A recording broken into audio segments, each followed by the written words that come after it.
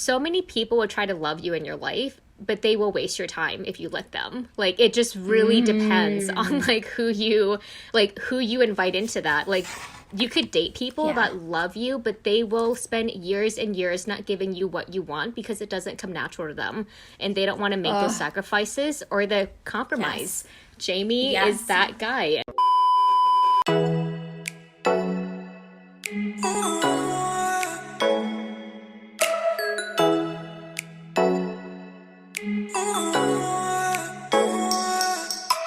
Hi, this is Julie and Kelly, and we are here to find love. We are relationship experts covering season 18, episode 3 of Michelle Young's Bachelorette season. So on last night's episode, we had 2 group dates and one one-on-one date.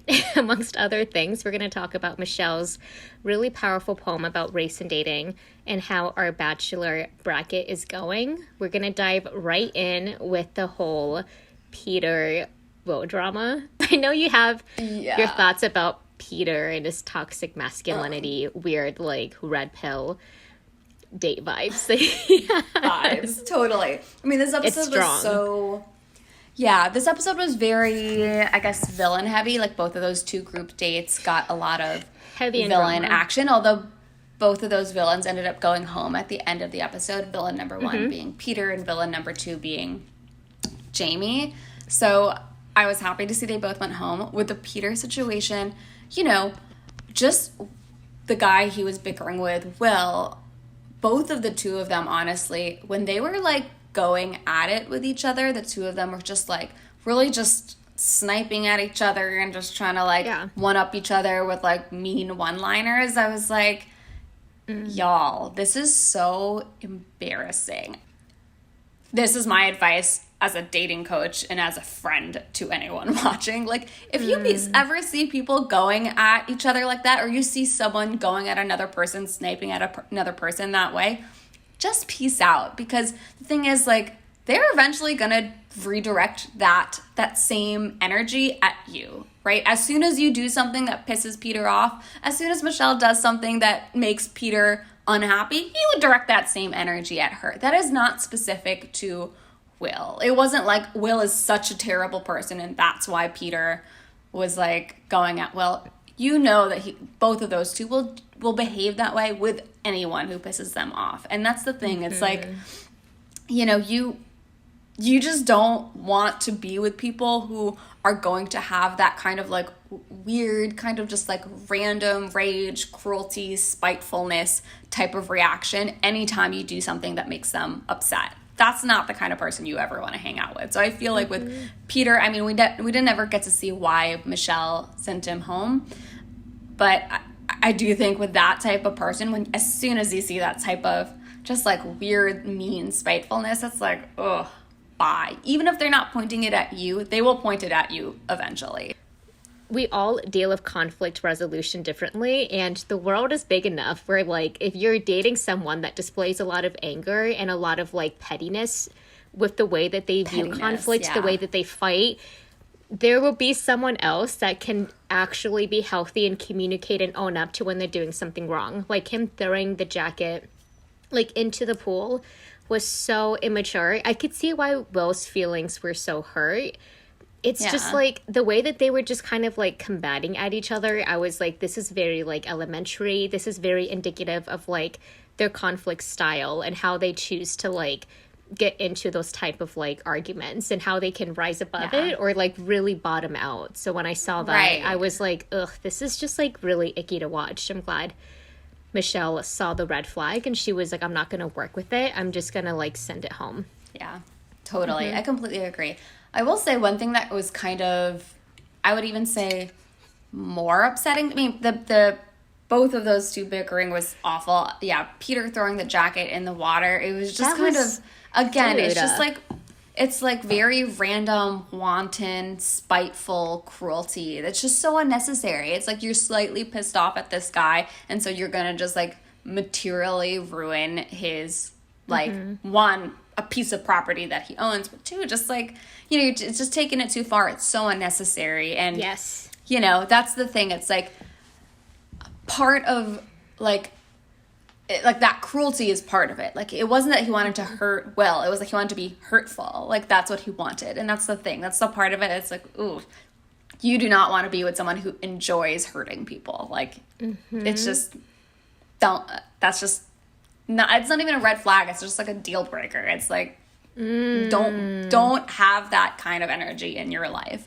And I will say the other thing that kind of upset me about the situation, even more so honestly than the Peter thing, was kind of how, I don't know if you noticed, but when he originally like took the jacket and like went to go throw it in the water, all of the guys were kind of just like laughing. It gave me like bystander effect vibes. It's kind of like no one wanted to do anything, and like everyone, like you can, like everyone was like in the interviews, everyone was like, oh my god, I can't believe he did it. But in this, like when it was happening, they're all like, oh dude, oh bro, what are you doing? And it's like you're kind of like validating his behavior by like laughing at him, giving him attention, like giving him almost like positive reinforcement.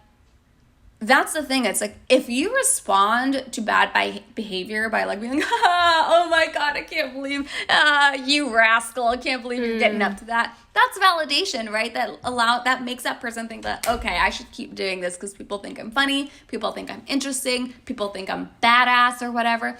Versus like, if you're just like, what the fuck are you doing, man? Like, and you just shut it down real fast, he's not going to go on to keep doing it, right? People live off of that social validation, social status. They do things because they are validated by the people around them. And so, to me, I was like equally disappointed, honestly, with all of the other guys as I was with Peter. Just because, like, don't be a bystander. For them all to, like, sit around and then for Will to, like, fish it out later, that was a really sad scene. It just reminded me of, like, middle school bullying.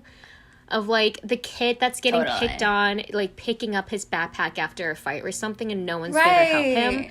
I feel like The Bachelor, it has, like, that popularity thing sometimes. Or, like, I don't think Peter was popular, but I think that he just happened to be, like, talking about it in a way that encouraged everyone to kind of, like, fan him up.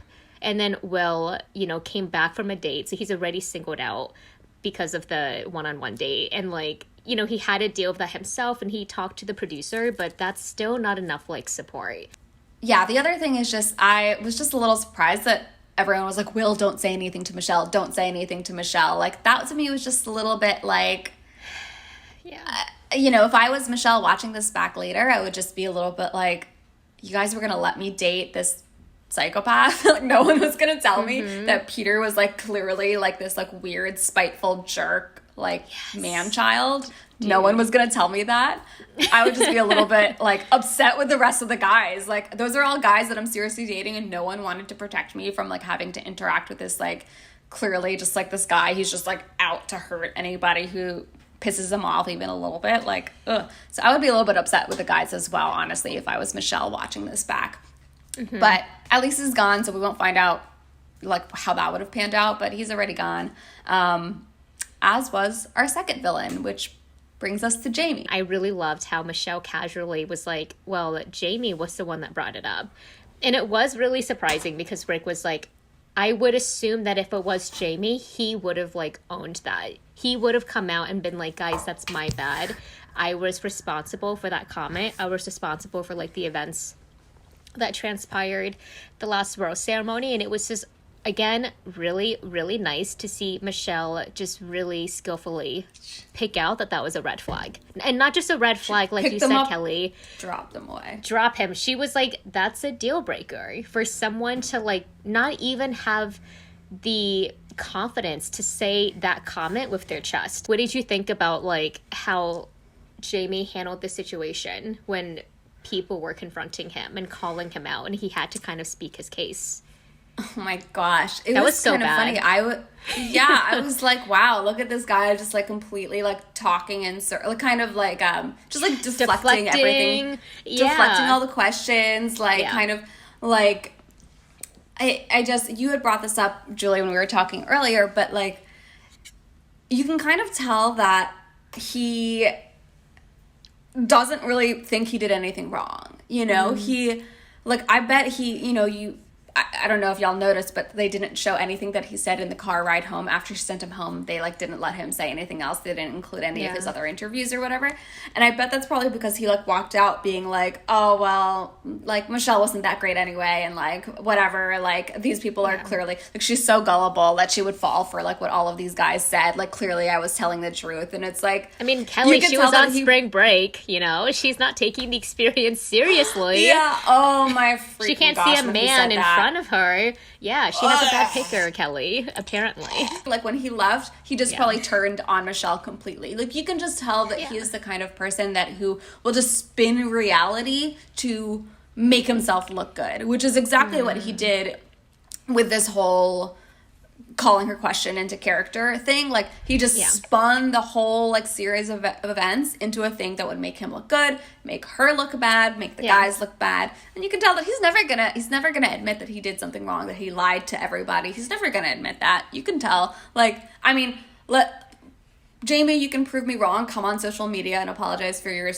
stupid ass behavior, but I bet you money that boy ain't ever gonna come over and apologize for what he did or even acknowledge that I mean, there's literally receipts. I mean, they showed him lying on camera, but, you know, I don't think he's ever gonna admit it. I just think that, you know, he's just, to me, what I read from him was just, he's one of those people who just kind of fully, just believes his own nonsense and is so fully like committed to their own lies. Yeah, it's scary. That's the thing. It's like to the point that they will like become delusional in order to make themselves feel better, right? They would rather believe in a delusion of their own creation than to admit the truth, which was that they fucked up. Yeah, you were dealing with a moment where you were having a bad feeling, where someone was rejecting you, and instead of just like accepting that someone didn't like you as much as you liked them, you spun the situation into, well, oh, it was because Michelle is actually this like, you know, hoe who's like spring breaking around. That's actually why. Like just the complete inability to admit their own, his own, you know, potential shortcomings or bad feelings. He just doesn't want to admit it. He'd rather spin reality than to admit that something didn't go his way, you know? Dude, yes. Jamie and Peter are just like, if you encounter people like this when you're dating, just turn the opposite direction and just walk away from them, because it says so much. Like, backing up from it a little bit, I feel like the reason why Jamie's never going to admit that he did wrong is he's going to diminish it to a TV show. He's going to be like, well, that was a TV show. It's down to editing. It's pretty silly. Just kind of like continuing to downplay. Throw accountability onto something else, someone else. Like, he's not really able to, like, see that in himself.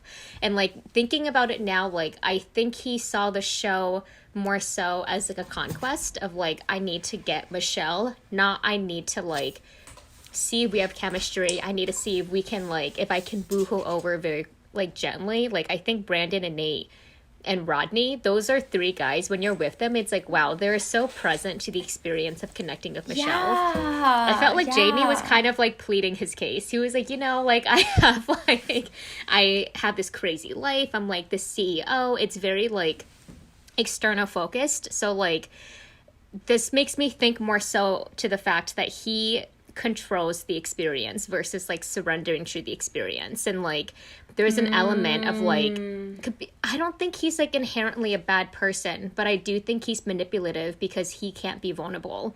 And because he has like no self-awareness about like how he is and how he interacts with people, it adds this layer of deception in how he interacts with people, because he doesn't feel comfortable being himself. He's not Jamie, I'm a guy with a heart that wants to be loved. I'm Jamie, I'm a biotech CEO, and I live in the Bay Area. Like, that's kind of like his thing. And that little bit of a distinction of how you like interpret yourself and how you get into relationships says everything, because he's not able to like connect to Michelle and just have a conversation with her. He's like, no, I'm noticing something is happening in the house about like maybe a Joe connection. I'm going to be the one to bring it up. And instead of like letting trust slowly develop, I'm immediately going to shortcut it. I'm immediately going to like try to say something where she feels like she can trust me right away. Like, I don't think he did it intentionally to like throw a wrench into the house and to make the house like kind of erupt of all of this drama. I think he truly did it because he wanted to have trust without the patient growth of like what trust actually entails. So like that does make him manipulative. It does make him toxic. Does it make him bad? No. It just makes him not self-aware, which is dangerous to date. When someone doesn't know how they're coming across, and when someone can't ask for the things that they want, or just be like, hey, like I really want love, he has to make it like I can't believe that Michelle sees me, and I have 6 weeks of her talking to people like Brandon Jones. Like he can't like see her of that level of like Michelle's connecting to people. He's like, Michelle should automatically just aspirationally match with me because I just make a lot of sense on paper, and that's just not how this show and how Michelle works. Right. I really like what you brought up about like the intentionality thing, right? It was kind of like, I don't know that he intended to go in and like I don't think try to manipulate Michelle and try to manipulate the situation, but that's the thing. It's like, you don't need to have bad intent in order to do bad things, right? Like, I don't think he had bad intent. I think his intent was like, I'm gonna do whatever I need to make me look good and to secure what I want, which is to win this competition. And like, it was like, I'm gonna do whatever is necessary in any given moment for me to secure those two things: make me look good and win this competition, i.e. win Michelle, right? And so in any given moment, those are his two things that he's thinking about. I'm thinking about those two things. What do I need to do in this situation? And like, it produces bad actions, even though there might not be necessarily like, I'm trying to hurt the house, I'm trying to hurt Michelle, I'm trying to manipulate. Like, there's not that bad intention, but the result is bad actions where he does actually end up doing those things because, he enters into a situation. He's like, let me bring up this Joe thing. Let me just like this bring Joe this up. Non-existent thing. Yeah. And she goes, is the house disrespecting me? And it wasn't like he came in with that idea, but he was like, yeah, I think it is getting to that point. He took the opportunity to take it there because it was like, if I go with this, it makes me look good. It develops the trust that I want, and it makes the rest of the house look bad. And it also makes Michelle feel closer to me, which is what I want. So it's like, I'm going to take this opportunity. I don't care about the fact that it's not true. I don't care about the fact that it will hurt Michelle. I don't care about the fact that it'll hurt the other guys and it's like lying about the other guys at the house. I don't care about that. My goal is to make me look good and to win this competition. And I have this opportunity, I'm going to take it. And that's the thing. It's like, it's not about the intention. It's about what you actually do in these moments where you get to decide whether to do the right thing or the wrong thing. And in this moment, he decided, like, I'm going to do the thing that's best for me, that will definitely hurt all these people around me, but it will give me what I want. And that's what I think what the issue is. Like, I think that's the reason why a guy like this is so dangerous. And to Michelle's point, not trustworthy, because it's like, oh, you're not going to do the right thing when push comes to shove. When push comes to shove, you're going to do the thing that's good for you, that will, even if it hurts me and people around us, and that's the thing that to me is so dangerous. Even though there's not bad intent, even though I don't think Jamie walked in there being like, how can I ruin what's going on in the house, right? He didn't come in with that I don't think idea, he was diabolical, right? Yeah. I don't think he's diabolical at all. And to your point, like, I don't think he's self-aware. Like, I think you're spot on. There's like a complete lack of self-awareness there, and scary. That's the thing that's really, it's like tough. It's like tough to date someone who isn't aware of what they need or what they want, of what they are looking for or why they're doing things, right? And who after the fact will like go in circles to make up a story about why they did what they did, when it's like, that's not why you did what you did. Like, bro, just own up to it. Yeah, he doesn't know the man behind the curtain in his brain. In his own brain. In his own brain. It's like, just admit it. You did it because you just wanted to build trust of Michelle, and you took it. Like, it's like what you were saying. He saw the invitation to, like, build trust, and he didn't think about the consequences of anyone else in the house because he's so, like, me-oriented. He doesn't have, like, an orientation to others in a meaningful way. And I loved that, like, after she sent him home, she like talked to the guys in the house and she was like, hey, like, I know the kind of person I'm looking for, and it took me a long time to be the person I am today. I don't want to be with someone that's going to tear me down or it's going to lie to me or manipulate to me. And it's like, so many people will try to love you in your life, but they will waste your time if you let them. Like, it just really depends on like who you invite into that. Like, you could date people that love you, but they will spend years and years not giving you what you want because it doesn't come natural to them. And they don't want to make those sacrifices or the compromise. Yes. Jamie is that guy. He wants to love Michelle, but he doesn't want to love her the way that she wants to be loved. And that is an invitation for Michelle to be like, this isn't my guy. But Jamie can't see that. He's like, I can give her XYZ. It's like, bro, she doesn't want those things. She's telling you what she wants and you're not listening. Yeah, absolutely. That's so spot on. I love what you said about like, you know, people who want to love you in the way that they want to love you as opposed to the way that you want to be loved. Like, you don't need that. You need someone who can deliver on the things that on your needs, not give you the things that they feel like giving you, right? Yeah, like, you want this. It's like, no, I don't. I'm telling you what I want. I'm telling you what I want. Yeah, exactly. Oh, there's a PowerPoint presentation, and they're just like, nah, I'm just gonna like, I know what you need, girl. It's like, oh my God, you're not listening to me. Totally. And conveniently, what you need, of course, is always me and what I have, right? Like, it's like, that's the thing. It's like this utter like inability to acknowledge that maybe what she wants is not what I have to give, which is okay. Like, she doesn't have to. It's fine. Like, not you know, everyone's meant to be a person.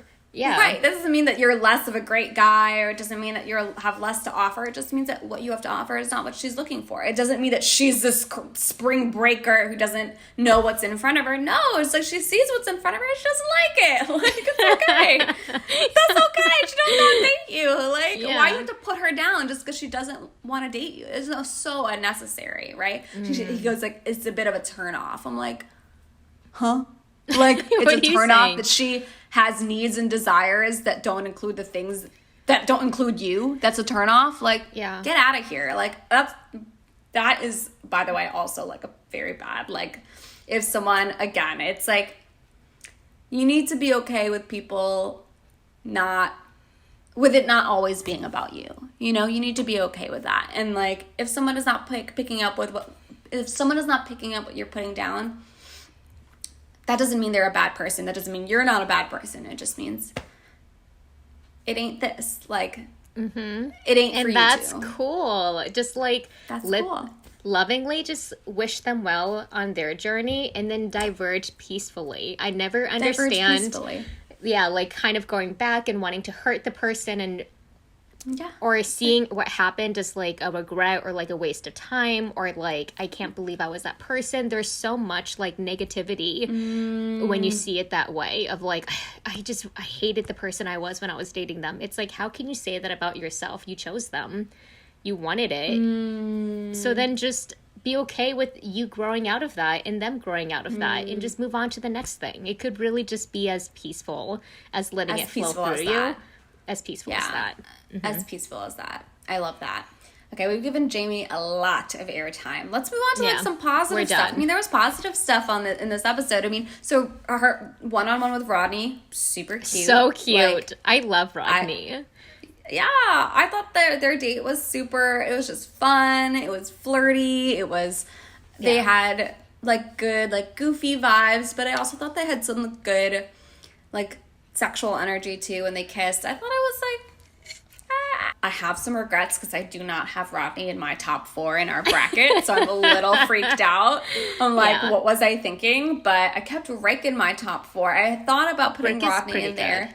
Yeah, I thought about putting Rodney in there, but I dropped him for Rick. Rick wasn't even in this episode. Like, he was barely around in this episode. Yeah. So, I don't know. I'm a little concerned, but I am happy that I feel like Rodney and Michelle could be a good match. I feel like I like him a lot more for her than I like even like Nate and Joe. Just because they have a nice friendly vibe to them, which I think is really lovely. It's like they genuinely, it feels like they could just have fun going to the store and getting groceries. Yeah. Brandon and Nate, I'm just going to lump them together because to me, they're both just like emerging also as frontrunners. And I think she has such easy, natural, lovely chemistry with the both of them in totally different ways.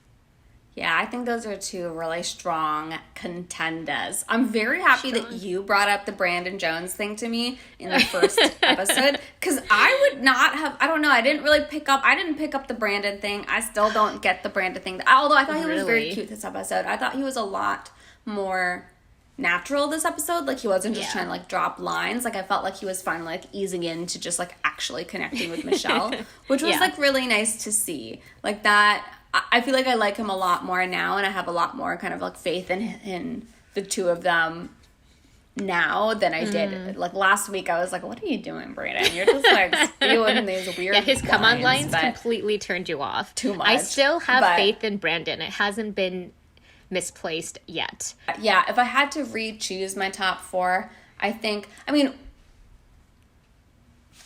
spoiler alert, please skip like a minute ahead if you don't want to hear a spoiler about the end of the season. But the Clayton thing, like, you know that he's supposed to be around long enough. I can't even see it. I'm so confused. Like, if they hadn't told us that he was going to be the Bachelor, I would have no idea. I mean, I'm just like, who are you? You're just like in the background. Like, I guess I would still keep him in my top 4. Maybe I would keep like Joe, Nate, Clayton. I think Rodney more than Brandon, but TBD. I know you really believe in Brandon, so. I really believe in Brandon. I just think that exciting, when you have like that butterfly exciting feeling of someone, it's really hard to dismiss it, especially when it keeps building. But I agree with what you're saying about Clayton. It's like, what is he giving us? What did they see in him outside of him being a tall, somewhat conventionally attractive white man, former like athlete? Like, what is it about him that's making people, like, swoon? I totally don't see it at all. Can't see it. I mean, he's definitely very handsome, but, like, I don't think he's that cute. But he's just, it's like, he's so run-of-the-mill. Like, I have nothing really, I don't have anything bad to say about him. I don't have anything to say about him. That's the problem. I guess, like, we can really quickly touch in on our league rankings right now. I think both of us really have not been guessing that well about who's going to be going home. The people who went home this week, I have them listed. Give me a second. So the people who went home this week were Peter, Jamie, Spencer, Malik, and LT. I definitely thought LT was going to go home. I don't even know who he was. Like, I was like, who? So it was kind of, that made sense to me. But Jamie, I kept him until my top 6 or something. So I think you did too. So Jamie is going to hurt both of our brackets pretty significantly. Even Peter, I kind of thought he would stick around for like another. I thought the like producers would make Michelle keep Peter I thought so longer, too. Just for additional drama. But I guess not. I'm happy he's gone. But I kept him, I think, for an extra week because I thought the producers would just want to keep him for villainous reasons. So that is definitely a shortcoming of my bracket. And then I think Spencer, Malik, I was sad to see them go. I thought that they both seemed like people who she could connect with, but we also hadn't gotten much screen time of them, so I wasn't that surprised to see them leave. So Same. Yeah, I feel like I don't have, at these beginning episodes, I'm not so invested. It's not until like the top 6, personally, as a viewer, that I become invested in all of the guys or like the other love stories developing. Which is just the way that I watch the show, I guess, because it's like when it's the top 6, that's when it's like all of the drama's out of the way and it's really just about the connections, and then you can just see like the differences between them. So I'm not so surprised that I just feel like my bracket is going to be so messy until the top 6. Well, it sounds like you kept some good ones. I kept some good ones, but I have some stragglers along for the ride for sure. Yeah, I saw you kept PJ and Pardeep for really like just, past this episode. So that's going to mess them pretty far. I'm not going to. That's going to mess you up. It's gonna fuck me up. For me, it's Jamie and Peter. I didn't know Jamie was going to be a villain, and Peter, I knew he would be a villain just from the previews, but I just thought they would keep him longer to keep the drama stirring. So that's what's going to mess up my bracket for sure. That's all we have for today's episode, right? That's everything. Right? Yeah. Okay, cool. All right, well, we'll keep seeing how things are panning out. That's all for today's episode. We are loving watching Michelle as the Bachelorette. I do feel like she's one of my favorite Bachelorettes ever. She's just so enjoyable to watch. I just actually want to root for her. I just really like her. And I think she's making some really smart decisions. So it's been a good season as far as I'm concerned. So that's all for season 18, episode 3. We'll be back for episode 4 next week. And we'll see you then. Bye. Bye.